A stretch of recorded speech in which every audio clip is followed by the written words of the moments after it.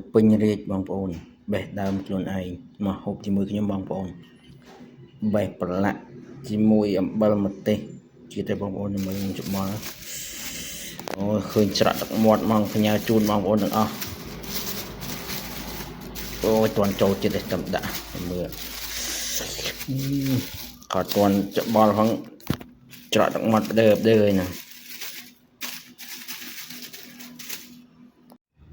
មកបងប្អូនហូបកពេញរាជមួយខ្ញុំបេះដើមខ្លួនឯងឲ្យធ្វើខ្លួនឯងទៀតតំណងអត់បងប្អូនប្រឡាក់អំបិលម្ទេសហើយព្រោះបានហូបផងស្រក់ទឹកមាត់ទៀតណាតក់មកហ្មងតំណងបងប្អូនណាប្រឡាក់អំបិលម្ទេសទ្រាំអត់បានទេបងប្អូនឯងសំបិតកាមេរ៉ាហូបសិនតំណងមើលមុខអត់ឆ្ងាញ់បងប្អូនតតទៀតហើយពេញរាជមិញអស់បាទ